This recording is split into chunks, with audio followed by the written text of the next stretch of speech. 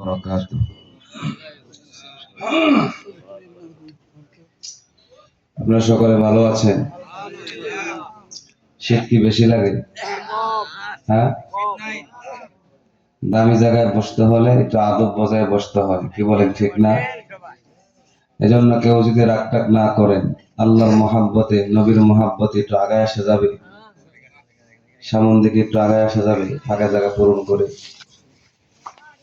আসেন ভাই, আল্লাহ যে ভাইয়ের আগাইতেছেন তাদেরকে ন্যায় হায়াত দান করেন, সুস্থতার জীবন দান করেন, বালা মুসিবত থেকে আপনি বাঁচাই রেখেন। মাশাআল্লাহ, মারহাবা। আসেন বাবা, একটু আসেন। এই যে পিছনে আমার ডান দিকে, আসেন বাবা, একটু আসেন, আগে আসেন।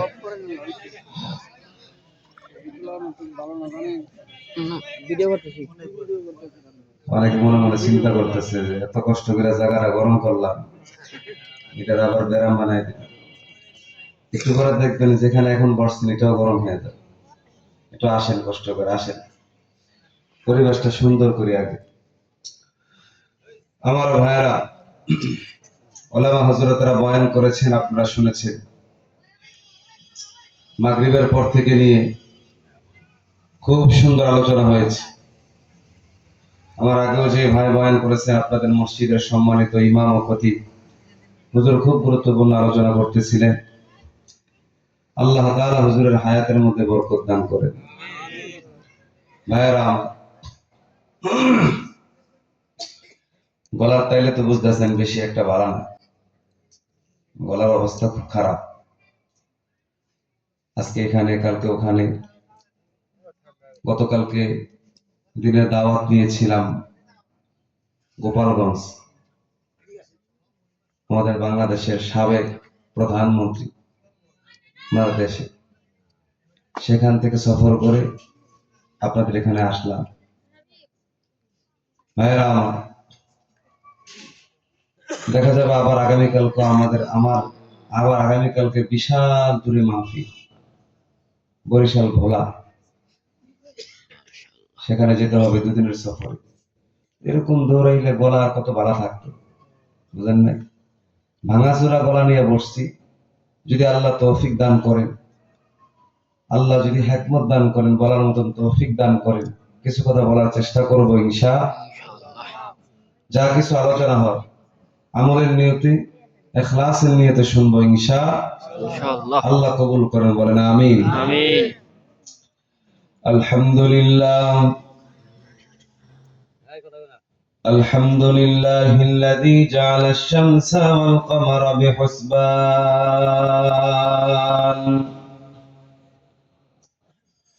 One Nazma wash শাজারা ইয়াসজুদান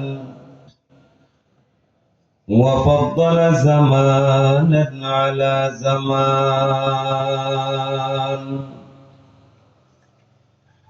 كما فضل مكانا على مكان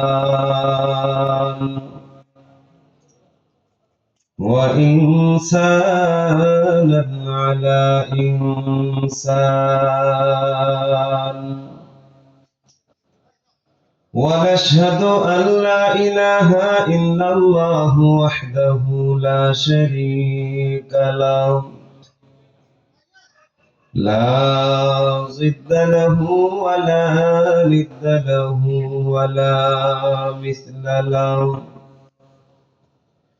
ونشهد أن سيدنا وسندنا وحبيبنا ومولانا محمدا عبده ورسوله أرسله الله تعالى بالحق بشيرا ونذيرا وداعيا إلى الله بإذنه وسراجا منيرا. أما بعد فأعوذ أعوذ بالله من الشيطان الرجيم بسم الله الرحمن الرحيم فاذكروني أذكركم واشكروا لي ولا تكفرون قال رسول الله صلى الله عليه وسلم أكثروا ذكر الله حتى يقولون مجنون أو كما قال عليه الصلاة والسلام صدق الله مولانا العظيم وصدق رسوله النبي الكريم ونحن على ذلك من الشاهدين والشاكرين والذاكرين والحمد لله رب العالمين اللهم صل على روح محمد في الأرواح وعلى جسد محمد في الأجساد وعلى قلب محمد في القلوب وعلى قبر محمد في القبر بذكر شهر جبيني در خروشاس ولدانا تري معناك گوشا نبل بلبر غلش تسبیح خانس کہ ہر کار بتسبیح سے زبانس ذکر حق مد غذائی روح را مرحمہ مد دل مجروح را لا الہ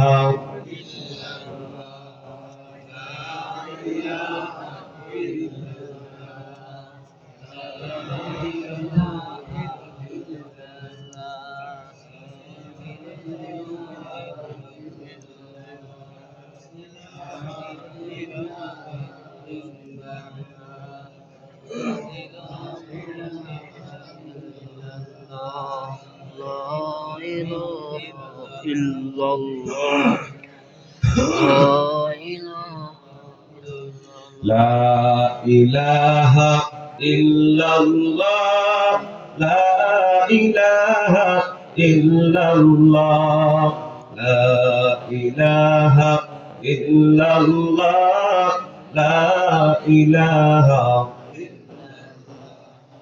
لا إله لا إله إلا الله لا إله إلا الله لا إله إلا الله لا إله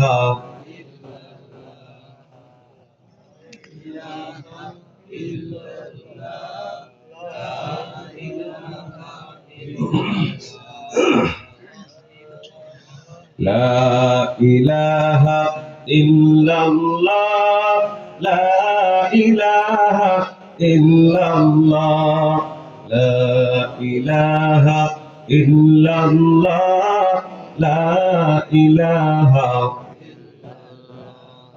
لا إله ইলাহা ইল্লাল্লাহু মুহাম্মাদুর রাসূলুল্লাহ সাল্লাল্লাহু আলাইহি ওয়াসাল্লাম। سبحانك لا علم لنا إلا ما علمتنا إنك أنت العليم الحكيم رب اشرح لي صدري ويسر لي أمري واحلل عقدة من لساني يفقه قولي सूरज ने दिया अपने शुआ उनका ये पैगाम सूरज ने दिया अपने शुआ उनका ये पैगाम दुनिया है अजब चीज कभी सुबह कभी शाम दुनिया है अजब चीज कभी सुबह कभी शाम दुनिया में हो दुनिया का तलबगार नहीं हो दुनिया में हो दुनिया का तलबगार नहीं हो बाजार से गुजर हो खरीदार नहीं हो बाजार से गुजर हो खरीदार नहीं हो आए बंदे खुदा चाहूंगार उनकी मुलाकात आए बंदे खुदा चाहूंगार उनकी मुलाकात जल्दी से आ बैठे सुन हजरत की नसीहत जल्दी से आ बैठे सुन हजरत की नसीहत আলহামদুলিল্লাহ দরিবহ বাইতুল নূর জামে মসজিদের উদ্যোগে আয়োজিত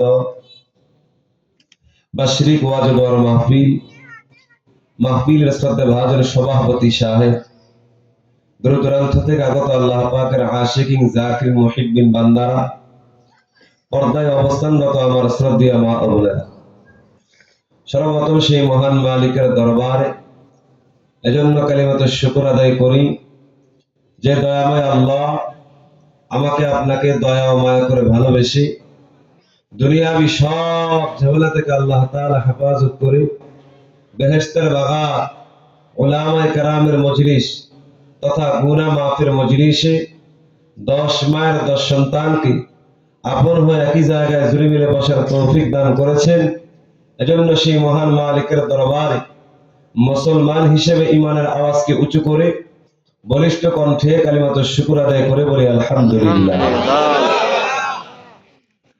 কথার সাথে কথার জবাব দিবেন। আজকের এই মাহফিলটা দামি না বেদামি? দামি। এই মাহফিলটা এলাকার জন্য রহমত না গজব? রহমত। এই মাহফিলটা যে কত দামি এটা আমার আপনার হায়াত থাকতে কোনোদিন বুঝে আসবে? আমার আপনার চোখ তো অন্ধ, দেওয়ালের ওপাশে কি আছে এটাই তো আমি আর আপনি ভালো করে দেখি না। কি বলেন, ঠিক না? ঠিক। আমার আপনার পয়গম্বর বলে দুনিয়ার কোথাও যখন কোরআন হাদিসের আলোচনা করা হয়, জান্নাত জাহান্নামের আলোচনা করা হয়, ওই জায়গার চতুর্পাশে আল্লাহর রহমতের ফেরেশতারা বেষ্টন করে ফেলে। সুবহানাল্লাহ। এই ফেরেশতারা একজনের কাঁধের উপর আরেকজন, আরেকজনের কাঁধের উপর আরেকজন, উঠতে উঠতে উঠতে উঠতে আমার আপনার রবের দরবারে গিয়ে হাজির। সুবহানাল্লাহ। আল্লাহ বলে, ফেরেশতারা কোত্থেকে আসলা? আল্লাহ জানেনি, কথা বলে। তারপরও রব্বে কারীম বলে, ফেরেশতারা কোত্থেকে এসেছো? ফেরেশতারা জবাব দিয়া বলে, আল্লাহ দরিবহর বাইতুল নূর জামে মসজিদের উদ্যোগে যে মাহফিল হইতেছে ওই ময়দানের চতুর্পাশ থেকে তোমার কাছে হাজির হয়ে গেছি। সুবহানাল্লাহ। আল্লাহ বলে, ফেরেশতারা ওই ময়দানে যারা বসলো এরা কি চায়? আমার আপনার অন্তরে কি আছে না আছে দুনিয়ার কেউ না জানলে জানে কি? আল্লাহ। তারপর রব্বে কারীম বলে, ফেরেশতারা কি চায়? ফেরেশতারা জবাব দিয়া বলে, আল্লাহ এরা আপনার জাহান্নাম থেকে মুক্তি চায়, আপনার বানানো জান্নাত চায়। সুবহানাল্লাহ। আল্লাহ বলো ফেরেশতারা সাক্ষী থাকো, যেই বান্দা বান্দি আমি আল্লাহকে পাওয়ার জন্য দুনিয়ার সব কর্ম একদিকে রেখে ওই মাহফিলের ময়দানে বসে গেল, ওই ময়দানে বসতে ওনাদের সকলের গুনাহ আমি আল্লাহ মাফ করে দিলাম। ময়দানের দাম আছে না নাই? আমার ভাইরা, এখানে অনেকে আছেন আমার বাবার বয়সী, অনেকে আছেন আমার বয়সী, যাদের বয়স 30 হয়ে গেল, 35 হয়ে গেছে, 20 হয়ে গেছে। দেখা গেল এতটুকু হায়াতের মধ্যে আমি আর আপনি বহুদিন 5 ওয়াক্ত নামাজ পড়েছি, কোরআন তেলাওয়াত করেছি, জিকির আজকার করেছি। কোন দিনের ইবাদত আল্লাহ কবুল করেছে জানা আছে? আমার আপনার তো জানা নাই। আজকের এই মাহফিলে যদি আল্লাহ কবুল করে নেয়, হাসরের কঠিন ময়দানে যদি আল্লাহ ঘোষণা দিয়া বলে দরিবহার বাইতুন নূর জামে মসজিদের উদ্যোগে যে মাহফিল হয়েছিল, ওই ময়দানে যারা বসেছিল আমি আল্লাহ তো তাদেরকে ক্ষমা করেছিলাম। এই নাফরমান, তুই তখন কোথায় ছিলি? যে যুবক ভাইয়ের রাস্তাঘাটে ঘুরতেছে, বুড়া বাবাজির এখনো দোকানে পারে ঘরে বসে আছে, আরে আল্লাহ যদি ধরে আমার আপনার জবাব দেওয়ার কোনো রাস্তা আছে? আমার আপনার জবাব দেওয়ার কোনো রাস্তা নেই। এজন্য আমার ভাইয়েরা, এই যে এখানে যারা বসছে, এমন কেউ আসেননি গায়ের জোরে বসছে? কে বসাইছে? আল্লাহ তাআলা যে বসাইলে আর আমি আর আপনি যে বসতে পারলাম, এটা নিয়ামত না? এই নিয়ামতের কদর করার দরকার আছে না নাই? এই নিয়ামতের কদরটা তখনই হবে যখন মাহফিলের শেষ পর্যন্ত বসে থেকে প্রধান বক্তার বয়ান শুনে মোনাজাত দিয়া ঘরের দরওয়াজায় ফিরতে পারবো। কথা বলেন ঠিক কিনা? এজন্য মুনাফিকি অন্তরে না রেখে ওই আল্লাহকে হাজির নাজির রেখে কার কার নিয়ত আছে যে মোনাজাত দিয়া বাড়িতে যাবেন, দেখে হাত উঠা। তাকবীর লাগান, নারায়ে তাকবীর। আল কোরআনের আলো, আল হাদিসের আলো, কোরআন সুন্নাহ যেখানে, আলেম উলামা যেখানে, নবীর দুশমন যেখানে, নারায়ে তাকবীর। মাশাআল্লাহ, মারহাবা। থাকবেন তো ইনশাআল্লাহ? আল্লাহ সব ভাইকে ধৈর্য সহকারে বসার তৌফিক দেন, বলেন আমিন। আমার ভাইরা, বুদ্ধিমান তো তারাই হয় যারা মরার আগে কবরের সামানা তৈরি করে। কি বলেন ঠিক কিনা? বাদশাহ হারুন রশিদের জামানা বাহলুল নামে এক পাগল ছিল, সাদা মাটা জিন্দেগি গঠন করে চলত। একদিন রাজ দরবারের মধ্যে আসছে, আইসা বাদশাহরে সালাম দিছে। বাদশাহ ডাক দিয়া কয়, বাহলুল, এই নাও তোমার হাতে একটা লাঠি দিলাম। এই দুনিয়াতে তোমার চাইতে যদি বেয়াকুফ মূর্খ তুমি কাউকে খুঁজে পাও, তার হাতে তুমি লাঠি দিয়ে দিবে। বাহলুল কিছুই বলে না, লাঠি নিয়ে সোজা বাড়িতে চলে গেছে। কিছুদিন পর শুনতে পাইলেন এই দেশের মহারাজ খুব অসুস্থ। আচ্ছা বলেন আমার বাপ ও যুবক ভাইরা, আমার আপনার নিকটবর্তী আত্মীয় স্বজন কেউ যদি অসুস্থ হয়, আমার আপনার হাজার ব্যস্ততার মাঝে এক নজর হলেও তাকে দেখতে যাও। কি বলেন ঠিক কিনা? তো বাহাদুর যখন শুনতে পাইলেন মহারাজ অসুস্থ, ঘরে আর থাকতে পারলেন না, রাজ দরবারে গিয়ে হাজির। বাদশাহে গিয়ে সালাম দিলেন, বললেন মহারাজ কি অবস্থা আপনার? বলে বাহাদুর অবস্থা বেশি ভালো না, বিশাল একটা পথ আমাকে পাড়ি দিতে হবে। বলে আচ্ছা, এত বড় বিশাল পথ আপনি পাড়ি দিবেন, ওই দেশে যাওয়ার জন্য কত হাজার সৈন্য সামন্ত পাঠাইছে, ওই জায়গাটা ভালো করে পরিচর্যা করেছেন কিনা? আচ্ছা বলেন তো, কেউ যদি কাটা গায়ে লবণ ছিটায়, তাহলে আপনি কি করবেন? রসমালাই খাওয়াইবেন না হাতের সামনে যা আছে তা দিয়ে ফিডা? কথা কোন ঠিক কিনা?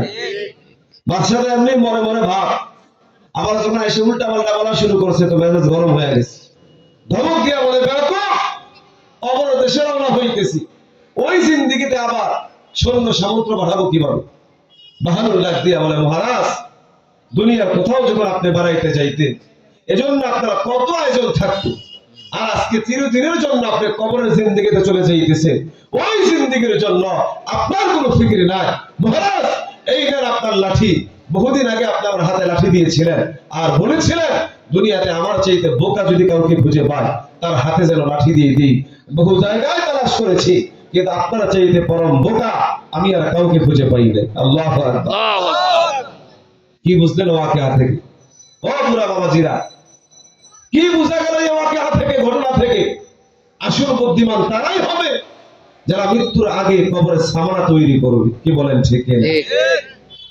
আজকে দুনিয়াতে আসলাম, বাবারে চিনলাম, মারে চিনলাম, আত্মীয় স্বজন সবাইকে চিনলাম, কিন্তু বড় আফসোস আল্লাহর আসমানের নিচে থেকে জমিনের উপরে বসবাস করে ওই রবকে চিনতে পারলাম না। কথা বলেন ঠিক না?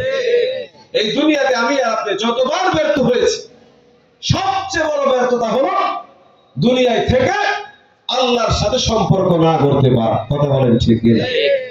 এটা হলো জীবনের সবচেয়ে বড় ব্যর্থতা।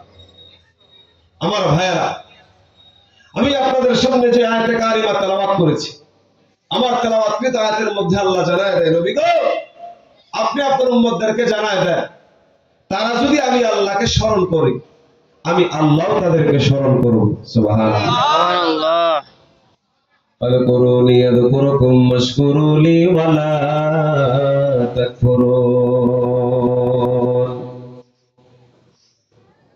মুসলমান ইমানদার আল্লাহর গোলাম, আল্লাহ পাক রব্বুল আলামিন ডাক দিয়া বলেন, ও পয়গম্বর, আপনি জানায়া দেন, আযকুরুনি আযকুরুকুম, আপনারা বান্দারা যদি, আপনার উম্মতরা যদি আমি আল্লাহকে স্মরণ করে নেয়, আযকুরুকুম, আমি আল্লাহ তাদেরকে স্মরণ করব।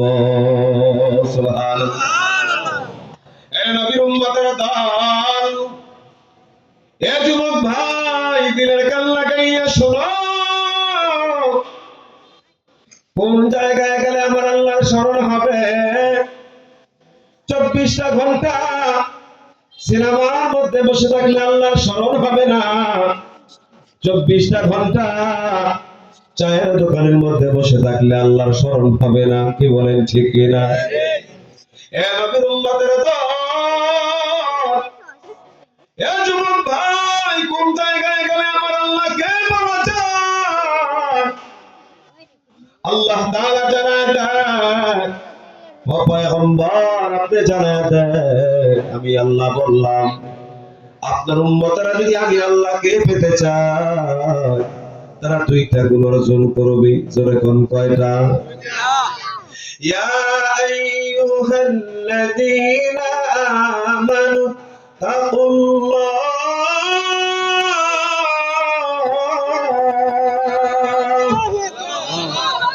আল্লাহ তাআলা জানাইয়া দেন, ও রহমতুল নবী আমার, আপনি জানাইয়া দেন, ইয়া আইয়ুহাল্লাযীনা আমানু তাকুল্লাহ, ঈমানদার যারা হবে, মুমিন যারা হবে, তারা আমি আল্লাহকে ভয় করবি।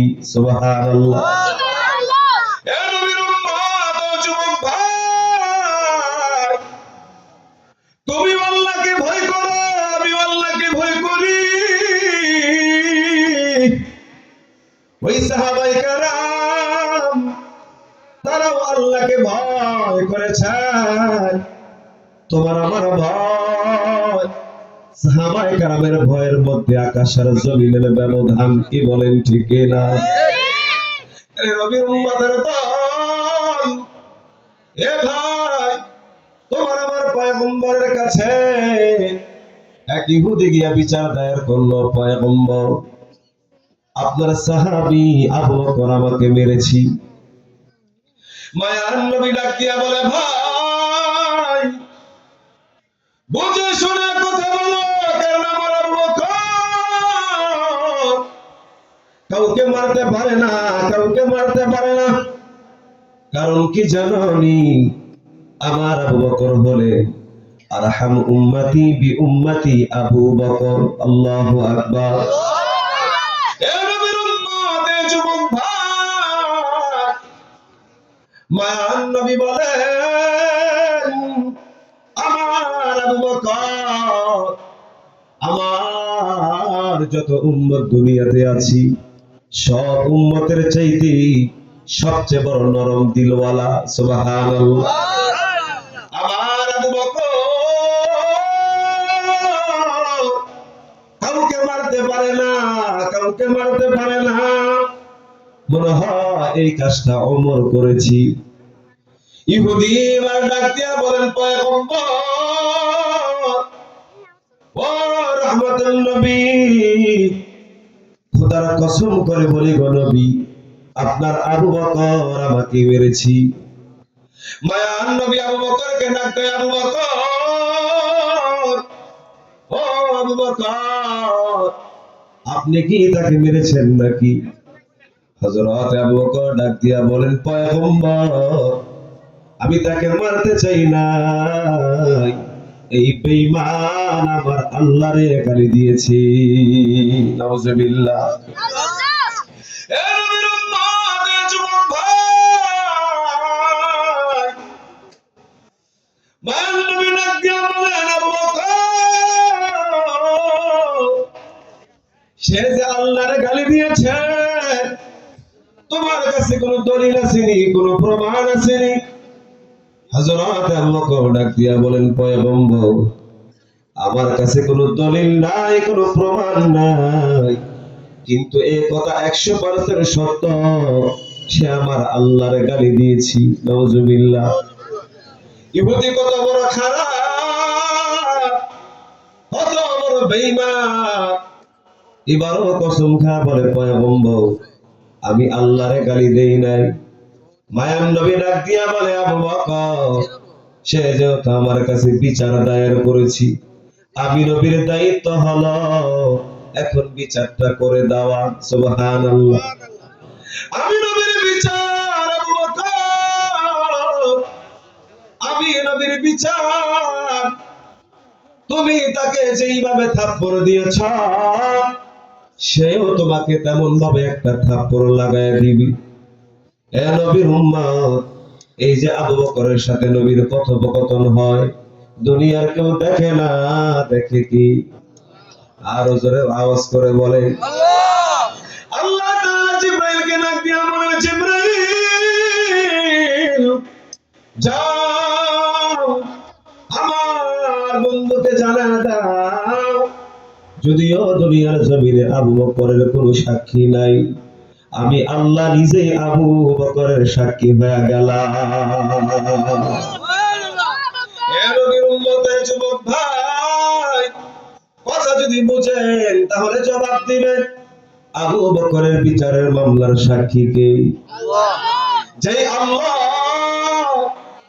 আবু বকরের বিচারের মামলার সাক্ষী হয়, ওই আবু বকর আমার আল্লাহকে কত ভয় পায়। হযরত আবু বকর জমিন দিয়ে হাঁটেন, জমিনের ঘাসকে প্রশ্ন করে বলে, রে ঘাস, তোর কোনো টেনশন নাই, কোনো ভাবনা নাই, আল্লাহর আদালতে তোকে দাঁড়াইতে হবে না, কিন্তু আমি আবু বকর আল্লাহর আদালতে কি জবাব দিব? আল্লাহু আকবার। এ নবীর উম্মত, এ যুবক, ওই সাহাবায়ে কেরাম, নবীজির লক্ষ লক্ষ সাহাবায়ে কেরামের মধ্যে 10 জন সাহাবীকে আল্লাহ দুনিয়াতে জান্নাত দিয়েছেন। সুবহানাল্লাহ। তার মধ্যে 1 নাম্বার হলেন আবু বকর, 2 নাম্বার হলেন হযরত ওমর। ওমর আমার আল্লাহরে কত ভয় পায়। তোমার আমার পয়গম্বর ইন্তেকালের আগে হযরত হুযায়ফা রাদিয়াল্লাহু তাআলা আনহুর কাছে মক্কায় কারা মুনাফিক, মদিনার মধ্যে কারা মুনাফিক, তাদের একটা লিস্ট দিয়া গেছি। এ ভাই, দিলের কান লাগাইয়া শুনে না, হযরত ওমর যখন এই কথাটা শুনলেন, রহমতের নবী মক্কা মদিনার মুনাফিকের লিস্ট হযরত হুযায়ফার কাছে দিয়া গেছি। এই কথাটা হযরত ওমরের কানে যাওয়ার পর হযরত ওমরের রাতের ঘুম হারাম হয়ে গেছে। আল্লাহু আকবার। এ ভাই, অথচ এই ওমরের কত দাম, কত দাম, কত দাম। হে নবীর উম্মত, তোমার আমার নবী বলেন, লাউ কানা বাদি নাবিয়্যুন লাকানা উমর। আল্লাহু আকবার। নবীজি ডাক দিয়া বলেন, আল্লাহ যদি আমার পরে কাউরে নবী বানাইতো, এই নবুয়তের দায়িত্ব আল্লাহ হযরত ওমরকে দান করতেন। সুবহানাল্লাহ। যে ওমর এত দাম, এত দাম, এত দাম, যে ওমর রাস্তা দিয়ে হাঁটলে শয়তান ভুলো সেই রাস্তার মধ্যে যায় না। আল্লাহু আকবার। এ নবীর উম্মতের দল, ও যুবক ভাই, বাবা দিলের কান লাগাইয়া শুনে নাও, হযরত ওমরের এত দাম থাকার পরও শুধু এখানেই শেষ নয়, ওমরের দিলের ভিতরে আল্লাহ এমন পাওয়ার দিয়েছিলেন, ওই মদিনার জমিনে রাতের বেলা যদি কেউ কোনো স্বপ্ন দেখতেন, ওই স্বপ্নের কথা হযরত ওমর জানিয়ে যাইত। আল্লাহু আকবার। কষ্ট হয় আপনাদের? কি ছেড়ে দিব? চলবে না আর কিছুক্ষণ? মুহাব্বতে আল্লাহরে ডাক দেন, লা ইলাহা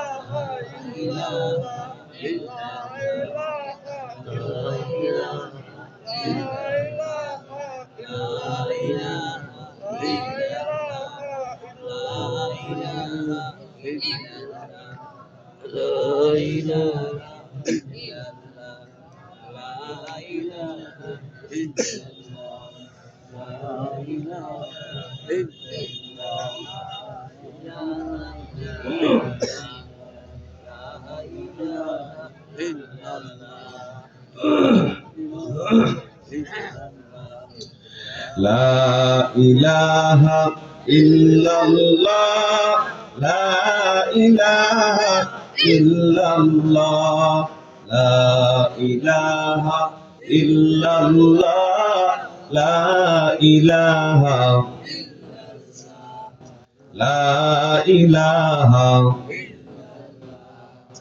লা ইলাহা ইল্লাল্লাহ, লা ইলাহা ইল্লাল্লাহ, লা ইলাহা ইল্লাল্লাহ, লা ইলাহা, লা ইলাহা ইল্লাল্লাহু মুহাম্মাদুর রাসূলুল্লাহ সাল্লাল্লাহু আলাইহি ওয়াসাল্লাম। এ নবীর উম্মতের দল, এ ভাই দিলের কান লাগাইয়া শুনে নেন, হযরত ওমর ওই মদিনার জমিনের মধ্যে রাতের বেলা কেউ যদি কোনো স্বপ্ন দেখতেন, হযরত ওমর তা খবর পাওয়া যাইত। সুবহানাল্লাহ। হযরত আলী রাতের বেলা স্বপ্ন দেখেন, এ নবীর উম্মতের ভাই, হযরত আলী রাতের বেলা স্বপ্ন দেখেন, তোমার আমার পয়গম্বর মসজিদে নববীর ভিতরে নামাজ পড়াইতেছি। সুবহানাল্লাহ। হযরত আলী তোমার আমার নবীর পিছনে ফজরের নামাজের মধ্যে শরীক হয়ে গেল। এ ভাই, আল্লাহর পয়গম্বর নামাজ পড়াইয়া সাহাবায়ে কেরামের দিকে যখন মুখটা ঘুরাইলেন, এমন সময় এক মহিলা তার গাছের পহেলা খেজুর লইয়া তোমার আমার পয়গম্বরের কাছে হাজির হয়ে গেছি। সুবহানাল্লাহ। ডাক দিয়া বলল, পয়গম্বর, আমার গাছের পহেলা খেজুর আপনিও খান, আপনার সাথীদেরকেও খাওয়ান। মায়ার নবী আমার মহিলার হাত থেকে খেজুরের ঝুড়িটা নিলেন, সব সাহাবায়ে কেরামদেরকে একটা একটা করে খেজুর দেওয়া হয়। হযরত আলীকে একটা খেজুর দিলেন। এর নবীর উম্মতের দল, হযরত আলীকে যখন খেজুরটা দেওয়া হয়, হযরত আলী খেজুরটা হাতের মধ্যে নিয়া যেই মাত্র মুখের মধ্যে দিয়েছেন, এমন সময় শুনতেছেন মসজিদে নববী থেকে ফজরের আযান শোনা যায়। হযরত আলীর ঘুম ভেঙে গেল। ঘুম থেকে জাগ্রত হইয়া বড় আশ্চর্য হয়ে গেলেন। রাতের বেলা পয়গম্বর ঘুমের ঘরে যেই খেজুরটা দিয়েছিলেন, হযরত আলী তাকাইয়া দেখেন ওই খেজুরের বিচিটা এখনো মুখের মধ্যে নড়তেছি। সুবহানাল্লাহ। এ ভাই, হযরত আলী এবার ঘুম থেকে জাগ্রত হইলেন। ঘুম থেকে জাগ্রত হইয়া সুন্দর করে ওযু বানাইলেন। ওযু বানাইয়া মসজিদে নববীর দিকে রওনা হয়ে গেলেন। যেই মাত্র মসজিদে নববীর ভিতরে গেলেন, মসজিদে নববীর ভিতরে গিয়া তাকাইয়া দেখেন হযরতে ওমর ফজরের নামাজের ইমামতি করতেছেন। সুবহানাল্লাহ। হযরত আলী, হে নবীর উম্মত, হযরতে ওমরের পিছনে নামাজের মধ্যে দাঁড়ায় গেলেন। যেই মাত্র ওমর রাদিয়াল্লাহু তাআলা আনহু নামাজটা পড়াইয়া সাহাবায়ে কেরামের দিকে মুখটা ঘুরাইলেন, এমন সময় এক মহিলা তার গাছের পহেলা খেজুর লইয়া হযরত ওমরের দরবারে হাজির হয়ে গেছি। আল্লাহু আকবার। ডাক দিয়া বলেন, আমিরুল মুমিনিন,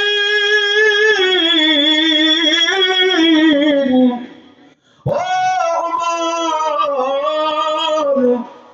আমার গাছের পহেলা খেজুর আপনি খান, আপনার সাথীদেরকেও আপনি খাওয়ান। সুবহানাল্লাহ। হযরতে ওমর ওই মহিলার হাত থেকে খেজুরের ঝুড়িটা নিলেন, সব সাহাবায়ে কেরামদেরকে হযরত আলী একটা একটা করে খেজুর দিলেন। সুবহানাল্লাহ। এ নবীর উম্মত, এ ভাই, হযরত আলীকে একটা খেজুর দেওয়া হয়। যেই মাত্র হযরত আলীকে খেজুরটা দিলেন, হযরত আলী তাকাইয়া দেখেন ঝুড়ির মধ্যে আরো কতগুলো খেজুর দেখা যায়। হযরত আলী ডাক দিয়া বলে, ভাই ওমর, আমাকে কি আর একটা খেজুর দেওয়া যায় না? হযরত আলী যখন একটা খেজুর চাইলেন, হযরত ওমর কি জবাবটা দিলেন রে বাবা? ডাক দিয়া বলে, ভাই আলী, রাতের বেলা পয়গম্বর ঘুমের ঘরে তোমার একটাই খেজুর দিয়েছেন, আমি ওমর এখন দুইটা দেই কি ভাবি? আল্লাহু আকবার। কেউ খারাপ লাগতেছে? উঠে উঠে চলে যেতেছেন যে? আমার ভাইয়েরা, মাশাআল্লাহ, অনেক মানুষ বসছে। ওয়াজের ময়দানে আসলেই দেখা যায় আমার আপনার এটার কথা মনে হয়, ওইটার কথা মনে হয়। কে বলেন ঠিক কিনা? কিন্তু গানের মজমায় গেলে তখন আর কিচ্ছু মনে থাকে না। কি বলেন? সারা রাত সিনেমায় এত গ্যাঞ্জাম চলে, সিনেমা হল গুলাতে এত নাচানাচি চলে, ওইখানে আমার আপনার ক্লান্ত আসে না। খালি ওয়াজের ময়দানে আসলেই খালি ঘুমানি আসে। কি বলেন? মুরগার মতন খালি ঝিমানি আসে। আমার ভাইয়েরা, রহমতের জায়গা সব সময় পাওয়া যায়, কথা কয় না, পাওয়া যায়। আজকে এখানে রহমতের বাগান সাজানো হয়েছে, আগামীকালকে এখানে আর মাহফিল হবে না। যদি এই মসজিদের কমিটি বৃন্দকে আল্লাহ তাআলা এদেরকে বাঁচায় রাখেন, হয়তো আগামী বছর আবার এরকম জান্নাতের পরিবেশ কায়েম করা হবে। কথা বলেন ঠিক কিনা? ভালো কাজ, নেক কাজ ইচ্ছা করলেই করা যায় না, যদি আল্লাহ তৌফিক না দেয়। একজনের টাকা লইয়া বইয়া থাকে, লক্ষ লক্ষ টাকা, জীবনে একবারও বাইতুল্লাহ জিয়ারত করার তৌফিক হয় না। আছে না? আসেনি? আসেনি? অভাব নেই। আরেকজন রিস্কা চালায় জীবন কাটা, ঠিক মতো খানা পায় না, ঘুমানোর জায়গা নাই, কিন্তু নিয়ত করছে রবের ঘর দেখবি, পৌঁছায় দেয় কি? রিস্কাওয়ালা হজ করার সামর্থ্য হয়ে যায়, রিস্কাওয়ালার হজ করার কপাল খুলে যায়, কিন্তু কোটি কোটি ঘরের মধ্যে বসে টাকা গনে ঘুমায়, ওর কোনো খবর নেই। কথা কোন ঠিক না? এজন্য এখানে আমরা যারা আসছি, আমি তো শুরুতেই বললাম, এখানে আমরা যারা আসছি গায়ের জোরে আসি নাই। কে আনছে? আল্লাহ যে আনছে এটা মনে করতে হবে। এই এলাকার ভিতরে যত মানুষ আছে সব মানুষের মধ্যে আমাকে আপনাকে যাচাই কইরা বাছাই কইরা বড় মায়া কইরা এই বাগানে বসার সুযোগ দিচ্ছেন। কথা বলেন ঠিক কিনা? এজন্য এখানে বৈশা যারা উঠাউঠির নিয়োগ করবে, উঠাউঠির অভ্যাস জাগায় দিবে যে উঠার দরকার, একটু পরে বাদামের কথা মনে হইব, বিড়ির কথা মনে হইব, যদি এখানে বৈশা এগুলোর কথা মনে হয় বুঝতে হবে কপাল বড় খারাপ। কথা বলেন ঠিক কিনা? কোরআন হাদিসের বয়ান ওলামায়ে কেরাম সব সময় আপনাদের কাছে আসবে না। আপনারা আজকে দাওয়াত করছেন, আমার উপরে যিনি আছেন উনিও সারা বাংলার আলোড়ন সৃষ্টিকারী বক্তা মাওলানা আব্দুল মালিক ফয়েজী সাহেব। হুজুর আসতেছেন, হুজুর রাস্তায় আছে, হুজুর খুব গুরুত্বপূর্ণ আলোচনা করে। হুজুরের বয়ান শোনার দরকার আছে না নাই? তো উঠা যদি উঠাউঠি শুরু করি তো শুনবো কিভাবে? এজন্য ধৈর্য সহকারে বসবো তো ইনশাআল্লাহ। আল্লাহ তৌফিক দেন, বলেন আমিন। আমার ভাইরা, স্বপ্ন দেখলেন হযরত আলী, খবর পাইলেন কি? আর জোরে কোন কে? তার মানে হযরত ওমর গায়েব জানে। হ্যাঁ, গায়েবের মালিক কি? আল্লাহ। ইন্নাল্লাহা ইয়া'লামু গায়বাস সামাওয়াতি ওয়াল আরদ ওয়াল্লাহু বাসীরুম বিমা তা'মালুন।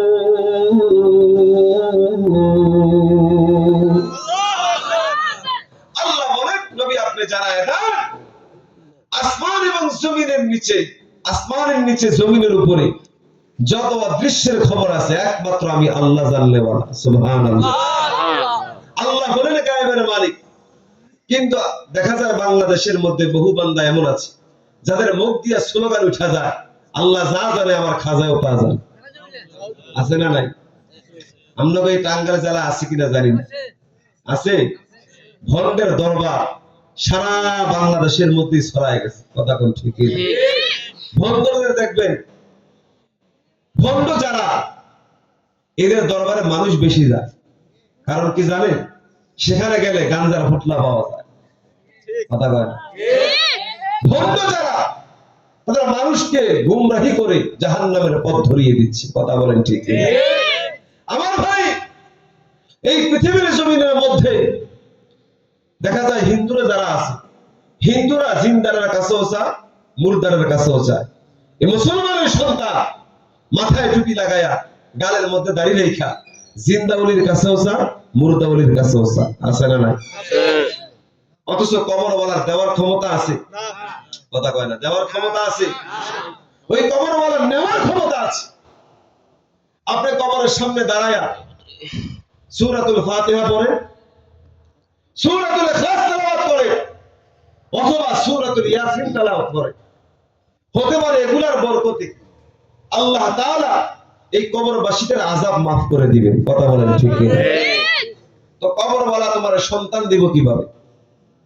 এরকম ধারণার মানুষ আছে না? মাজারে মান্নত করলে, গরু যদি মান্নত করি মনের আশা পূর্ণ হইবে। আছে না? আছে না? নাকি বানায় বলতেছি? আপনাদের এদিকে আছে কিনা জানি না, আমগো এলাকায় অভাব নাই, আমাদের অঞ্চলে অভাব নাই। একজনে ফরজ তরক করলো, ল্যাংটা হয়ে বসে থাকে, ল্যাংটা হইয়া উলঙ্গ হই, ও আবার পীর হয় কিভাবে? মানুষের মেধা কি পরিমাণ নষ্ট হয়ে গেলে এইরকম ভণ্ডদের কাছে মুরিদ হইতে পারে। কথা বলেন ঠিক না? চাঁদপুর জেলার অন্তর্গত মতলব থানায় ল্যাংটা বাবা আছে, ল্যাংটা বাবা, ল্যাংটাসার মাজার, বুঝলেন নাই? বাংলাদেশে তো ভণ্ডের দরবার গুলো খুব বড় বড়, আটনশির দরবার, হ্যাঁ, চন্দ্রপাড়ার দরবার, দেওয়ানবাগির দরবার, মাইজ ভান্ডারি, আছে না নাই? এই দরবারগুলোতে মানুষ বেশি হয়, কারণ তারা কুফরি করে, জাদুটোনা করে মানুষদেরকে তাদের দিকে আকৃষ্ট করে ফেলে। কথা বলেন ঠিক কিনা? আমার ভাইরা, কবরওয়ালা দেওয়ার ক্ষমতা নাই, নেওয়ার ক্ষমতা আছে। এই পৃথিবীর মধ্যে যত কবর আছে, যত কবর, সবচেয়ে দামি কবর হলো আমার আপনার নবীর কবর। কথা বলেন ঠিক কিনা? ওই নবীর কবরের চাইতে দামি কবর পৃথিবীতে আর আছে? কথা কয় না, আছে? নাই। ওই কবরের ভিতরে গরু মান্নত করা হারাম, ছাগল মান্নত করা হারাম, সেজদা দেওয়া হারাম। যদি নবীর কবরে সেজদা দেওয়া, গরু মান্নত করা, টাকা দেওয়া হারাম হয়, পৃথিবীর কোন দরবারে তা চলবে নাকি? কোন দরবারে তা চলতে দেওয়া হবে? আজকে দেখা যায় আমাদের মধ্যে বসবাস করে আমার পার্শ্ববর্তী ভাই মাজারে একিন রাইখা গুমরাই হয়ে যাচ্ছে, পথভ্রষ্ট হয়ে যাচ্ছে। বেদাত কাকে বলা হয়? বেদাত করে করে নিজের ঈমান আমল ধ্বংস করে ফেলেছে। ভাইরা আমার, খুব খেয়াল করে, যেই কাজটা রাসূল করে নাই, সাহাবাই কারাম করে নাই, যেই কাজের কথা কোরআনেও নাই, হাদিসেও নাই, এমন একটা কাজকে যদি শরীয়তের জরুরি মনে করি, যেটা করতেই হবে, না করলে গুনাহ হবে, এটাই বেদাত। কথা কি বুঝে আসছে? এটাই বেদাত। আল্লাহ রাসূল বলেন, কুল্লু বিদআতিন দালালা, প্রত্যেক বেদাত গুমরাহি, ওয়া কুল্লু দালালাতিন ফিন্নার, আর সব গুমরাহি জাহান্নাম। নাউজুবিল্লাহ। বেদাত যারা করে, এরা জানে না এদের ঈমান যে কোন দিক দিয়ে চলে যাইতেছে। আজকে যাদের ইয়াকিন থাকে যে পিশাবের পানি পড়া আনলে আমার বিবির ঘরে সন্তান হইবে, ঈমান আছে না গেছে? কথা কয় না, আছে না গেছে? গেছে। আল্লাহ তাআলা কোরআন কারীমের মধ্যে বলেন, সন্তান দেওয়ার মালিক কে? আল্লাহ। আরো জোরে বলেন, আল্লাহ। ইয়াহাবু লিমান ইয়াশাউ ইনাতাও ওয়া ইয়াহাবু লিমান ইয়াশাউ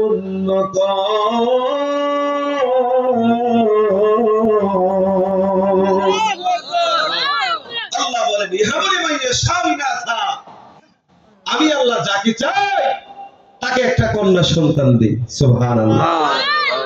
ক্ষমতা কার? আল্লাহ। দেখবেন এক বেচারা বিয়া করছে, আপনাকে এই সমাজের মধ্যেই দেখবেন, বিয়ার প্রথম বছর হয়েছে কন্যা, মনটা বড় খারাপ, আশা করছিল একটা ছেলে, হয়েছে কি মেয়ে, মন বড় খারাপ। এক বছরের মাথায় ছেলের আশা কইরা মেয়ে পাইছে, আবার এক বছর পর এবারও ছেলের আশা করছে, এবারও মেয়ে হয়েছে। ওই বেচারার চেহারার দিকে তাকানো যায় না। কথা কয় না, আছে না নাই? আবার তৃতীয় বছর আবার ছেলের আশা করছে, এটাও হয়েছে কন্যা। এবার তো মাথা পুরা গরম, মুখ দিয়ে এমন কথা বলে ফেলে, আল্লাহ খালি আমারই দেহে, আর কাউরে দেহে না, মাইয়া খালি আমারই দিতে জানে। নাউজুবিল্লাহ করেন না। অথচ আল্লাহ তাআলা বলেন, ইয়াহাবু লিমান ইয়াশাউ ইনাতা, আমি আল্লাহ যাকে চাই তাকে কন্যা সন্তান দিই। সুবহানাল্লাহ। আল্লাহ পছন্দ করে দেয়। রাসূল বলেন, যার একটা কন্যা সন্তান আছে সে একটা জান্নাতের মালিক। সুবহানাল্লাহ। আরো আস্তে করে সুবহানাল্লাহ। একটা কন্যা সন্তান হইলে একটা জান্নাতের মালিক। আমার ভাইরা, দুইটা কন্যা সন্তান হইলে দুইটা জান্নাতের মালিক। কিন্তু সন্তান জন্ম দিলেই মালিক হওয়া যাবে না, মেয়ে জন্ম দিলেই শুধু জান্নাত পাওয়া যাবে না, এর পিছনে শর্ত আছে না নাই? আপনি মেয়ে জন্ম দিচ্ছেন, আপনার মেয়ে বড় হইয়া নায়িকা হয়ে গেছে, সিনেমার নায়িকা, এই মেয়ে দিয়ে জান্নাত পাওয়া যায়? বড় গায়িকা হইছে, গায়িকা, এই গায়িকা দিয়ে জান্নাত পাওয়া যাবে না। বড় নাচতেওয়ালা হইছে, অনেকে বাবা মা অনেক আশা করে, এটা গ্রাম অঞ্চলে কম, ঢাকাতে যারা বসবাস করে, যারা শিক্ষিত বেশি, এরা চিন্তা করে আমার মেয়েটাকে নাচ শিখাবো, গান শিখাবো, আলাদা মাস্টার রাখে। কথা কি ঠিক না ভাই? আলাদা মাস্টার রাখে, গানের এক মাস্টার, নাইসের এক মাস্টার, আছে না নাই? দেখেন কি তামান্না, কি মা বাবার তামান্না। সারা পৃথিবীর মধ্যে দেখা যায় আজকে এই প্রতিযোগিতা চলতেছে, কে কার আগে বড় শিল্পী হতে পারে, কার মেয়ে কত বড় শিল্পী হতে পারে, কার মেয়ে কত বড় গায়িকা হতে পারে, এই নিয়ে ধান্দা।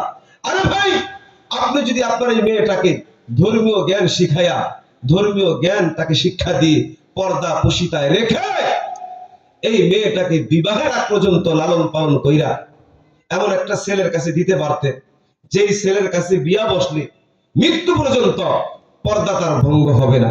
যদি এমন একটা ছেলের কাছে দেওয়া যায় যে বাকি জীবনটাও যতদিন আপনার কাছে ছিল পর্দা পুশিতায় ছিল, এখন যার কাছে দিছেন তার কাছেও মৃত্যু পর্যন্ত পর্দা অবস্থায় থাকতে পারবে।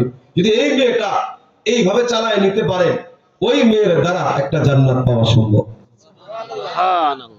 কথা কি বুঝে আসছে? আজকে আপনার ও বুড়া বাবারা 60 বছর জিন্দেগি হয়ে গেল, 50 বছর জিন্দেগি পার করে ফেললে, এখনো পর্যন্ত ঘরের বউটাকে পর্দা করাইতে পারলে, কি কথা? বিবি পর্দা করছে না, অথচ জিন্দেগি শেষ। প্রতিদিন কবর আমাকে আপনাকে ডাকতেছে, প্রতিদিন কবর আমাকে আপনাকে ডাকে। আমি কিন্তু পোকামাকড়ের ঘর, আমি কিন্তু একাকির ঘর, আমি কিন্তু নির্জনের ঘর। আমার কাছে আসতে হিসাব করে আইস। ওই কবর আমাকে আপনাকে দৈনন্দিন 70 বার ডাকে, যেরকম কতবার। কিন্তু আমি আর আপনি একবারও কবরের কথা স্মরণ করি। মন চাহি জিন্দেগি চালাইয়া 5 ওয়াক্ত নামাজের তো কোনো খবরই নাই, 5 ওয়াক্ত নামাজের তো কোনো খবরই নাই। মন চাইলো হারাম খেয়ে ফেললাম, মন চাইলো হাত দ্বারা গুনাহ করে ফেললাম, মন চাইলো চোখ দিয়ে গুনাহ করে ফেললাম। কথা কোন ঠিক না ভাই? এর হলো মন চাহি জিন্দেগি আমার আপনার। অথচ আমার আপনার 2 পা কবরে চলে যাচ্ছে। বিবি পর্দা করলো না, বালেক ছেলেটা নামাজ পড়লো না, বালেক মেয়েটা নামাজ পড়ে না, বুকের মধ্যে কাপড় দেয় না, মাথার মধ্যে কাপড় দেয় না, বেপরদা অবস্থায় রাস্তাঘাটে ঘোরাফেরা করে। ও ভাইরা আমার, ও বুড়া বাবাজিরা আমার, নবীর সামনে আল্লাহর আদালতে দাঁড়াইয়া কি জবাব দিবে? কি জবাব দিবেন নবীর সামনে দাঁড়ায়? হাসরের কঠিন ময়দানে আল্লাহ হবেন জজ, আমার আপনার নবী হবেন উকিল, আর আমি আর আপনি হব আসামি। কথা বলেন ঠিক কিনা? আমি আর আপনি হব আসামি। ও যুবক ভাইরা, রাতের বেলা নির্জনে একা একা গুনাহ করো, কেউ দেখে না, দেখে কে? দুনিয়ার সবাইকে ফাঁকি দেওয়া যায়, কিন্তু আকাশের মালিককে ফাঁকি দেওয়া যায় না। কথা বলেন ঠিক কিনা? ভাইরা আমার, কি খারাপ লাগতেছে? কষ্ট পাইতেছে? বুঝাইবার জন্য বলতেছি। ভাই, ওলামায়ে কেরাম যদি হকটা না বুঝায়, কে বুঝাবে? আলেমরা যদি আপনাদেরকে না বলে, কে বলবে হকের কথা? কার থেকে শুনবেন হকের আওয়াজ? সাহাবায়ে কেরাম নবীরে দেখা দেখা জান্নাতি হইছে। সুবহানাল্লাহ। ওই সাহাবীটা এখন আর নাই, নবী নাই, তাবিঈ নাই, তাবিঈ নাই। আমরা যাব কোথায়? ১,৫০০ বছর আগে রাসূল বলে, ইন্নাল উলামা ওয়ারাসাতুল আম্বিয়া। সুবহানাল্লাহ। রাসূল বলেন, কিয়ামত পর্যন্ত এই জমিনের মধ্যে একদল হকের পথে আলেমরা থাকবে। তোমরা যদি তাদের কথাগুলো মানো, মনে করবে আমি নবীর কথাই মানলাম। সুবহানাল্লাহ। আজকে ওলামায়ে কেরাম বয়ান করলে কয় হুজুর ফতোয়াবাজি কম করে, আমাদের থেকে কম বুঝি না। কি এরকম পণ্ডিত আছে না সমাজে? কয় ফতোয়াবাজি কম দেন, আমাদের থেকে ভালো বুঝি। এরা যদি দাঁড় করায় দেয় যে বলেন তো সূরা ফাতিহাটা একটু শুদ্ধ করে বলেন, পায়ে জমা গরম হয়ে যাবে, সূরা ফাতিহা মুখ দিয়ে বের হবে না। কিন্তু বেয়াদবি করতে আর ওলামায়ে কেরামের সাথে 1 সেকেন্ডও দেরি করে না। কথা বলেন ঠিক কিনা? আমার ভাই, একজন আলেমের সাথে যদি আপনি তর্ক করেন, নবীর সাথে তর্ক করার সমতুল্য। নাউজুবিল্লাহ। নাউজুবিল্লাহ। কারণ ওলামায়ে কেরাম নবীর ওয়ারিস। কার ওয়ারিস? নবীর ওয়ারিস। নবী আমার টাকা পয়সা ধন সম্পদ দুনিয়াতে রাখা যায় না, কিন্তু ইলম রাখা গেছে। ইলম নবীজির 63 বছর জিন্দেগি রাখা গেছে। এগুলো আলেমরা জানে কি জানে না? জানে। আমরাও যদি ওই আলেমের কথাগুলো শুনি, আলেমের কথাগুলো মানে জীবনের শুরু থেকে নিয়ে শেষ পর্যন্ত একজন আলেমের অনুসরণ করে যদি চলতে পারি, মরতে দেরি, জান্নাত পাইতে দেরি হবে না। সুবহানাল্লাহ। এখানে যদি একজনকে দাঁড় করায় দিই, কন্ত দেখে নামাজের বাহিরের ভিতরে কয় ফরজ, হাসি দিয়ে ব্যাখ্যা থাকবে, তবে হুজুর এগুলো তো জীবনও পারি না, এগুলো আবার কেমনে পড়ে? আমি একজন মুসলমান, আমার সামনে কবর, আমার সামনে হাসর, আমার সামনে পুলসিরাত, আমার সামনে আল্লাহর আযাব, জাহান্নামের শাস্তি। অথচ আমি নামাজের বাহিরে ভিতরে ফরজগুলো জানি না, দুনিয়ার সব কিছু জানি, কিন্তু এগুলো আমার আপনার জানার সময় হয় না। কথা কোন ঠিক? নামাজের বাহিরে ভিতরে 13 ফরজ। কত ফরজ? 13 ফরজ। একটা ফরজ ছুটলে নামাজ বাদ। কি বলেন? কথা ঠিক কি না? নামাজের ভিতরে ওয়াজিব হলো 14টা। একটা ওয়াজিব ছুটলে সাহু সেজদা না দিলে নামাজ হবে না। অনেক মুসল্লিরা আছে, আপনারা তাকায় দেখবেন মসজিদে ধুইকা রুকু দিছে, সোজা হয়ে রুকুতে গেছে, কিন্তু সোজা হয়ে আর খাড়ায় না, কোমর আর সোজা করে না, সোজা না কইরে সেজদায় যায় না। আছে না নাই? নামাজের ওয়াজিব আদায় হলো না, ওয়াজিব ছুটে গেল। আজকে যদি মুসলমান ওয়াজিবগুলো জানতো যে নামাজের ভিতরে ওয়াজিব 14টা, কি কি, এগুলো যদি তার মুখস্থ থাকতো তাহলে আমল করতে সহজ হইত। কথা বলেন ঠিক কি? সেজদার মধ্যে গিয়েছে, সেজদা একটা দিয়া, প্রথম সেজদা দিয়া বৈশা দেরি করা ওয়াজিব, পরে আবার দ্বিতীয় সেজদা দিবে। কিন্তু দেখা যায় বান্দা সেজদা থেকে মাথাও পুরোপুরি উঠায় না, আবার আরেক সেজদা দিয়া দেয়। আছে না? এইভাবে নামাজ পড়তেছে, এইভাবে 60 বছর 70 বছর। এই নামাজ দিয়ে কি লাভ হবে তোমার?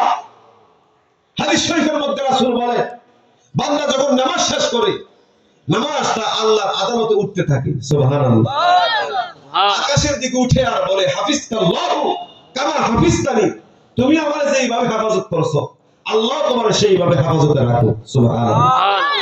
এটা কার জন্য দোয়া?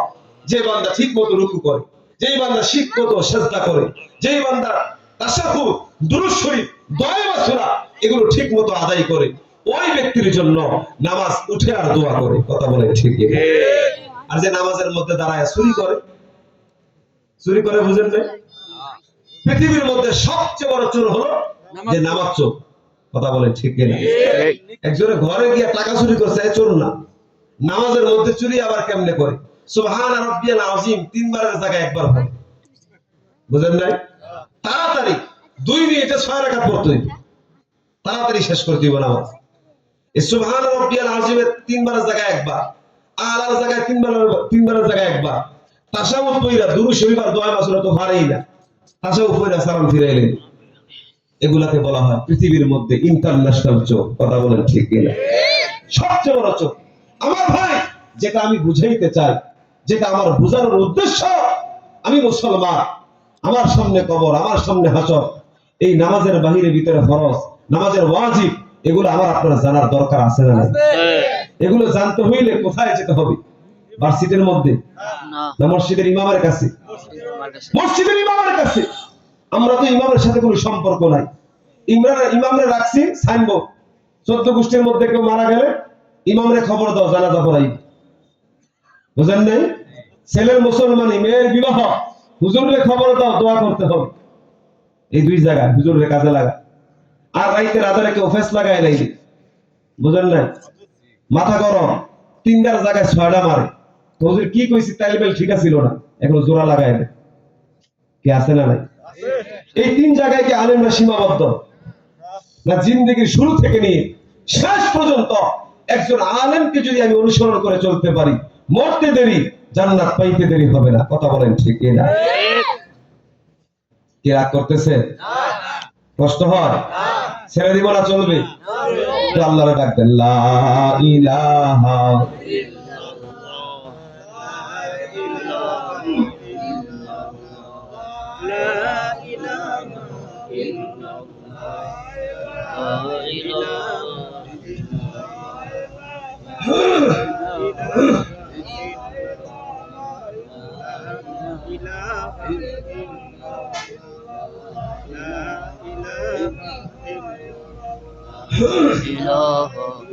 লা ইলাহা ইল্লাল্লাহ, লা ইলাহা ইল্লাল্লাহ, লা ইলাহা ইল্লাল্লাহ, লা ইলাহা, লা ইলাহা ইল্লাল্লাহ মুহাম্মাদুর রাসূলুল্লাহ সাল্লাল্লাহু আলাইহি ওয়াসাল্লাম। আরে নবীর উম্মতের দল, এ যুবক ভাই, জবানটা খুলে আওয়াজ করে বলেন গায়েবের মালিক কে? আল্লাহ হলেন গায়েবের মালিক। দুনিয়ার কেউ গায়েব জানে না, গায়েব জানে না। আল্লাহ তাআলা, এ নবীর উম্মত, তোমার আমার আল্লাহ তাআলা জানায় দেন, এরে ভাই, দুনিয়ার জমিনের মধ্যে আমি আর আপনি যত গুনাহ করি, যত পাপ করি, আল্লাহ তাআলা সব মাফ করে দিবেন। কিন্তু আল্লাহর সাথে যদি কেউ শিরিক করি, ওই শিরকের গুনাহ আল্লাহ মাফ করবে না। পয়গম্বর মুসা আলাইহিস সালাতু ওয়াস সালাম, এ নবীর উম্মত, শিরিক করলে আমার আল্লাহ তাআলা কত নারাজ হয়। পয়গম্বর মুসা আলাইহিস সালাতু ওয়াস সালাম রাস্তা দিয়ে হাঁটতেছি, তাকাইয়া দেখেন এক আল্লাহর বান্দা চেহারার ভিতরে মৌমাছি বাসা বেঁধে রাখছি। পয়গম্বর মুসা নবী ডাক দিয়ে বলে, ভাই, এ ভাই, এই মৌমাছিগুলা কতদিন ধরে তোমারে কামড় দেয়? লোকটা ডাক দিয়া বলেন, ও ভাই, আপনি কে? আমি আপনাকে চিনি না, কিন্তু আপনি শুনে নেন, এই মৌমাছিগুলো আজকে একদিন নয়, 2 দিন নয়, আজকে 400 বছর ধরে আমারে কামড়ায়। জোরে কোন কত বছর? 400 বছর এই মৌমাছিগুলো আমারে কামড় দেয়। পয়গম্বর মুসা নবী ডাক দিয়া বলে, ও ভাই, তোমার কি ব্যথা লাগে না? লোকটা ডাক দিয়া বলেন, ও ভাই, আমি যখন আমার আল্লাহর নাম জপি, তখন আমার ব্যথা অনুভব হয় না। সুবহানাল্লাহ। এ নবীর উম্মত, মুমিন যারা হবে, মুত্তাকি যারা হয়, তাদের সামনে যখন আল্লাহর জিকির করা হয়, তাদের অন্তরটা কাঁপিয়া যায়। আল্লাহু আকবার। ইন্নামাল মুমিনুনা আল্লাযীনা ইযা যুকিরাল্লাহ,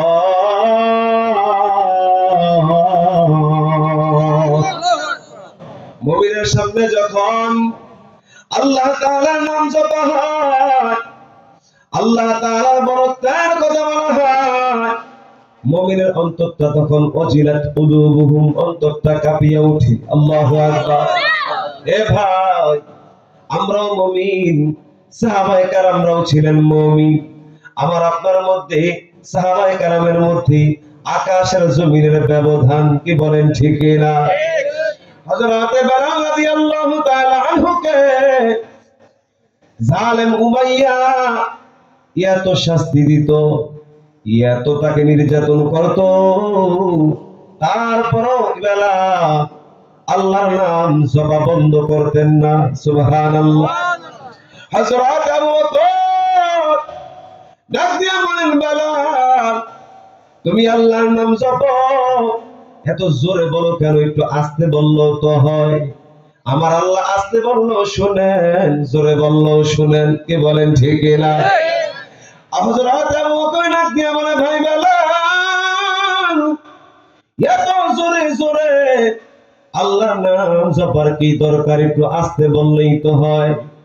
হযরত বেলাল ডাক দিয়া কয়, ভাই আবু বকর, তুমি দিল দিয়া শুনে নাও, এই উমাইয়া আমারে যতই কষ্ট দেয়, যতই নির্যাতন করে, আমি যখন আল্লাহর নাম আহাদ আহাদ জপি, আমার তখন দিলে আর কষ্ট লাগে না। আল্লাহর নামের মধ্যে যে কি মজা, কি স্বাদ, যে জপবে না সে কখনো বুঝবে না। কথা বলেন ঠিক কিনা? এ নবীর উম্মতের দল, এ ভাই, পয়গম্বর মুসা নবী ডাক দিয়া বলে, ও ভাই, তোমার এই মৌমাছিগুলা কামড় দিলে তোমার ব্যথা লাগে না? বলে, আমি আল্লাহর নাম জপি, এজন্য আমার ব্যথা অনুভব হয় না। সুবহানাল্লাহ। এ নবীর উম্মত, বাবা দিলের কান লাগাইয়া শুনে নাও। এ নবীর উম্মত, হযরত মুসা নবী ডাক দিয়া বলে, ও ভাই, দুনিয়াতে তোমার কোনো তামান্না আসেনি, কোনো আকাঙ্ক্ষা আসেনি? ওই লোকটা ডাক দিয়া বলেন, ভাই, আমার দিলে 2টা তামান্না। 1 নাম্বার তামান্না, এই দুনিয়ার ঠান্ডা পানিটা কেমন একটু দেখতে চাই। সুবহানাল্লাহ। 2 নাম্বার তামান্না, এই জমানার পয়গম্বর মুসা নবীকে একটু দেখতে চাই। পয়গম্বর মুসা নবী ডাক দিয়া বলেন, এ ভাই, তোমার 2টা আশাই পূরণ হতে যাচ্ছে, তোমার কোনো টেনশন নাই, কোনো ভাবনা নাই, তুমি শুনিয়া নাও, শুনিয়া নাও। তোমার 1 নাম্বার তামান্না, ঠান্ডা পানি খাইবা, তুমি অপেক্ষা করো, আমি তোমার জন্য ঠান্ডা পানি আনতেছি। এ নবীর উম্মত, পয়গম্বর মুসা নবী ডাক দিয়া বলেন, 2 নাম্বার তামান্না, এই জমানার মুসা নবীরে দেখবা, তুমি তাকাইয়া দেখো, আমি হলাম পয়গম্বর মুসা। সুবহানাল্লাহ।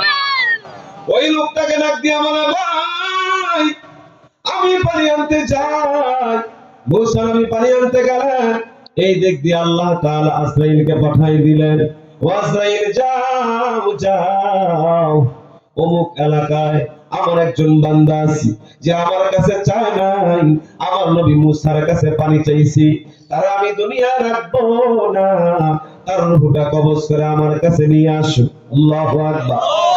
আজরাইল আলাইহিস সালাতু ওয়াস সালাম আর দেরি করেন নাই, আল্লাহর ওয়াদার পাইয়া, এ ভাই, দিলের কান লাগাইয়া শুনেন, ওই লোকটার রূহটাকে কবজ করলেন।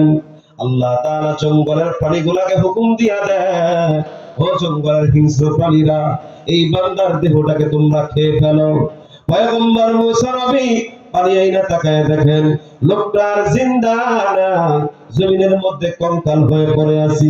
পয়গম্বর মুসা নবীর রাগ হয়ে গেল, ডাক দিয়া বলে, ও আল্লাহ, এই দুনিয়াতে যে তোমার ইবাদত করে না, তারে তুমি শাস্তি দাও, যে তোমার ইবাদত করে তারও তুমি শাস্তি দাও, কারণ কি বুঝলাম না। আল্লাহ তাআলা মুসা নবীকে ডাক দিয়া বলে, ও পয়গম্বর মুসা, তুমি শুনে নাও, এই বান্দাকে আমি আল্লাহ 1 দিন নয়, 2 দিন নয়, 1400 বছর আসমান থেকে জান্নাতের নিয়ামত দিয়েছি। সুবহানাল্লাহ। আসমান থেকে জান্নাতের নিয়ামত খাওয়াইছি, আজকে তার ঠান্ডা পানি খাইতে মনে চায়, আমি আল্লাহর কাছে কেন চাইলো না, তোমার কাছে কেন বললো, এটা আমি আল্লাহ বরদাস্ত করতে পারি নাই। এজন্য তাকে দুনিয়ায় বাঁচায় রাখার চাইতে মেরে ফেলাটাই আমি আল্লাহর কাছে ভালো মনে হয়েছে। মুসলমান ভাইরা আমার, দেখেন, আল্লাহর কাছে বান্দা চায় না, আল্লাহ নারাজ হয়ে যায়। আর দুনিয়ার আদালতে আমরা যদি মানুষের কাছে চাই, মানুষ আমাদের প্রতি নারাজ হয়। কথা বলেন ঠিক কি? আপনি একজনের কাছে 1 বার, 2 বার, 3 বার, 4 বার যদি চান যে ভাই আমাকে 5,000 টাকা দেন, লোকটা দেখবেন 1 বার না করছে, আপনি শোনেন না, 2 বার, 3 বার আপনি শোনেন না, 4র্থবার তার রাগ হয়ে যাবে। কথা বলেন ঠিক কি? গরম হয়ে আপনার সাথে দুর্ব্যবহার করবে। এতবার নিষেধ করতেছি, তারপরেও কেন আমার কাছে চাইতেছো, বলবে কি বলবে না? কিন্তু আমার আপনার মালিক এমন একজন আল্লাহ। ও যুবক, আজকে মোবাইল হাতে নিয়ে যে গুনাহগুলো আমি আর আপনি করতেছি, 24 ঘন্টা গুনাহ করতেছি, মনে করতেছি কেউ দেখে না, লেপের তলে শুয়া শুয়া টাচ মোবাইল চালায়া চালায়া লগ্ন সিনেমা যারা দেখো, মনে করতেছো দুনিয়ার কেউ দেখে না, দেখে কি? আল্লাহ। আল্লাহ তাআলা তোমার আমার দিকে কুদরতি নজর দিয়া তাকাই রইছে। ও ভাই, দুনিয়ার সবাইকে ফাঁকি দিতে পারবো, রবকে ফাঁকি দেওয়া সম্ভব নয়। কথা বলেন ঠিক না? এ নবীর উম্মত, বাবা, দিলের কান লাগাইয়া শুনে নাও, এ ভাই, যুবক ভাই, আজকে এত গুনাহ হয়, এত গুনাহ হয়, তারপরও তুমি আর আমি তওবা করি না। এ নবীর উম্মত, একজন মানুষ যখন গুনাহ করে, ওই মানুষের একটা গুনার জন্য 8টা সাক্ষী দাঁড়ায় যায়। জোরে কোন কয়টা? একটা গুনাহের সাক্ষী হয় 8 জন। 1 নাম্বার, যেই জমিনের মধ্যে দাঁড়ায়া তুমি আর আমি গুনাহ করি রে বাবা, এই জমিন হাসরের ময়দানে আল্লাহর আদালতে তোমার আমার বিরুদ্ধে মামলা দায়ের করবি। নাউজুবিল্লাহ। ইয়াউমাইযিন তুহাদ্দিসু আখবারাহা বিআন্না রাব্বাকা আওহা লাহা।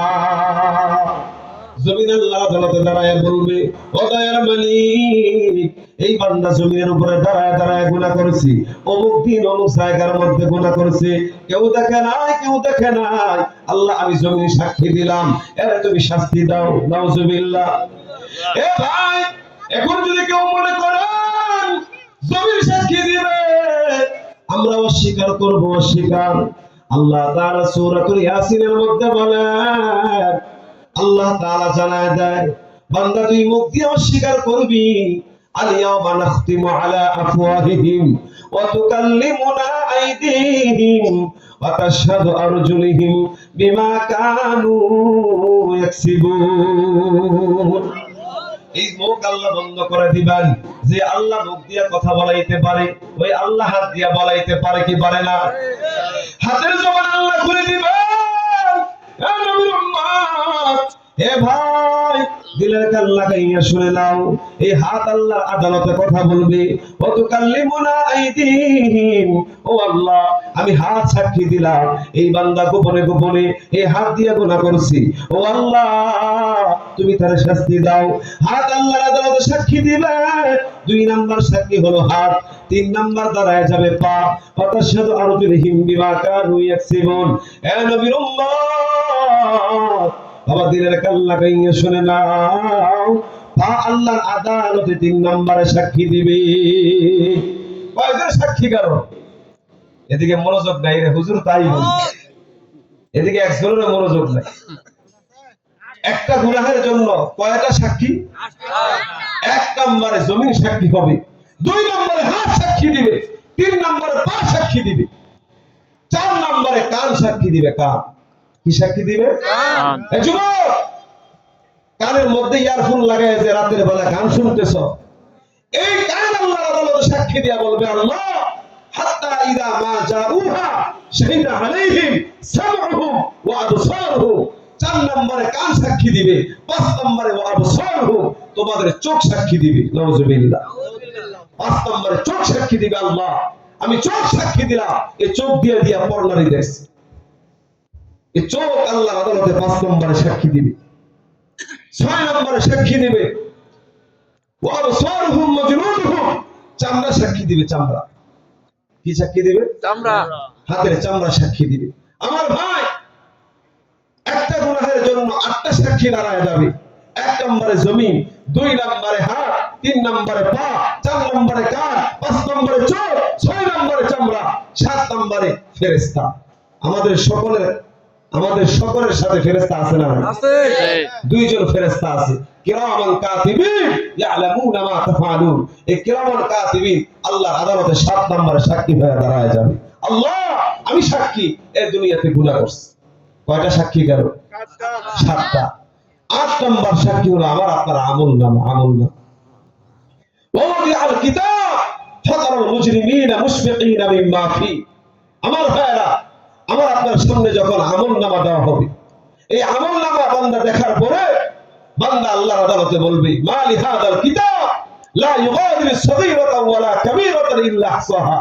এটা কেমন কিতাব, আমার ছোট থেকে ছোট গুনাহ ছাড়ে নাই লেখা, আমার ছোট থেকে ছোট নেক আমল আছে উল্লেখ করা ছাড়ে নাই। আল্লাহু আকবার। আমার ভাইরা, 8 নম্বর সাক্ষী হবে আমার আপনার আমলনামা। ও যুবক ভাইরা, এই 8টা সাক্ষী যদি আমার আপনার বিরুদ্ধে দেয়, আমার আপনার হাসরের ময়দানে কোনো উপায় আছে? আর তো জোরে কোনো উপায় আছে?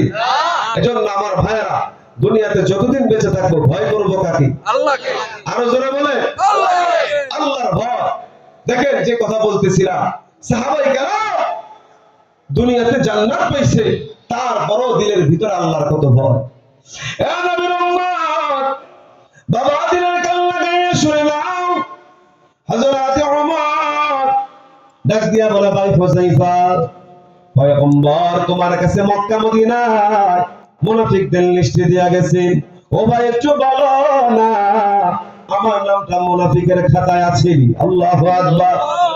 হযরত হুযায়ফা ডাক দিয়া বলে, ও ভাই ওমর, পয়গম্বর আমাকে লিস্টে দিয়েছে, কিন্তু নামগুলা বলতে নিষেধ করেছি। আল্লাহু আকবার।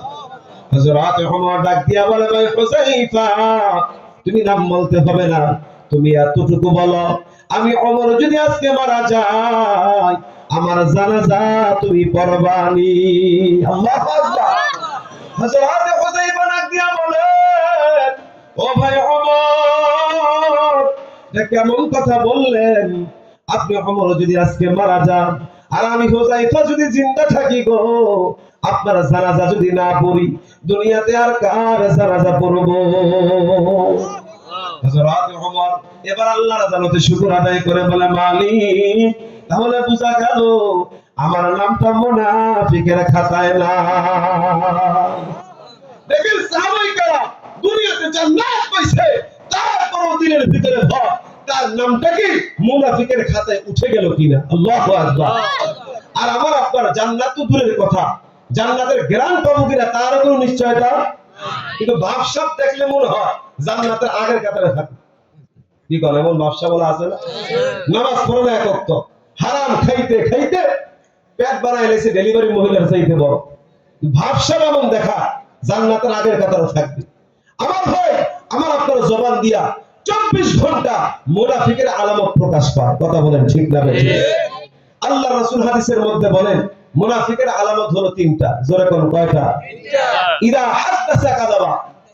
এক নম্বরে রাসূল বলেন যারা কথায় কথায় মিথ্যা কথা বলে। নাউজুবিল্লাহ। নাউজুবিল্লাহ। আমাদের মধ্যে মিথ্যা কথা বললে ওরা আছে না? অফিসের বস ফোন দিছে, কেউ আপনি কোথায়? স্যার আমি তো অফিসের সামনে। অথচ বাপ্পার এখনো রেফার করে, বুঝেন না? এখনো ঘরের মধ্যে, ঘরে থেকেই বলে আমি অফিসের সামনে। 24 ঘন্টা আমার আপনার এই জবানটা দিয়া মিথ্যা কথা বের হয়। আল্লাহ তাআলা কোরআনে বলে, ও আমার বান্দা বান্দীরা, তোমাদেরকে আমি আল্লাহ যে জিহ্বাটা দিলাম এটা কেন দান করলাম জানো?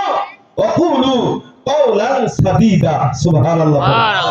এই জবান দিয়া 24টা ঘন্টা তোমরা মিথ্যা কথা বলবা না, সদা সর্বদা সত্য কথা বলবা। সুবহানাল্লাহ। যারা কথায় কথায় মিথ্যা কথা বলে, এটা হলো মুনাফিকের 1 নম্বর আলামত। 2 নম্বর আলামত রাসূল বলেন, ওয়াইদা ওয়াদা আখলাফা। যারা ওয়াদা দিয়া ওয়াদার বরখেলাপ করে। এমন লোক আছে না নাই? একজনে দাওয়াত দিছে, ভাই আগামী শুক্রবার আমার মেয়ের বিবাহ, আপনি কিন্তু আসতেই হবে। এই বেচারা দাওয়াত দিল, ওই গ্রহণ করলো, বলে ঠিক আছে আমি আসবো। দেখা যায় শুক্রবার আসতে বান্দা অপেক্ষা করতেছে, তার কোনো খবর নেই। ওয়াদা ভাঙছে না, রক্ত হয়েছে, ভেঙে গেল। রাসূল বলে এটা হলো মুনাফিকের 2 নম্বর আলামত। ওয়াইদা ওয়াদা আখলাফা। এজন্য আমার ভাইরা, আমরা যারা এখানে আছি, ওয়াদা রাখবো না ভেঙে দিব? রাখবো। 3 নম্বর রাসূল বলেন, ওয়াইদা তুমিনা খাওয়ানা। আমানতের খেয়ানত করা। এটা আমাদের মধ্যে বেশিরভাগ মানুষের কাছে এটা হয়।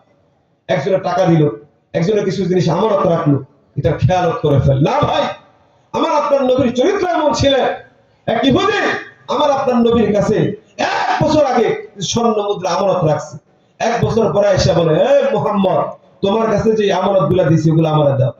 আল্লাহর নবী ঘরে গিয়া যেই সুতাটা বাইদা দিছে, ওই সুতায় তাকে আমানত ফেরত দিছে। সুবহানাল্লাহ। এই দৃশ্য দেখার পরে ইহুদি হতবাক হয়ে গেছে, সাথে সাথে নবীর হাতে কালিমা পড়ে মুসলমান হয়ে গেছে। আমার আপনার নবীর চরিত্র, ওই নবীর উম্মত আমরা।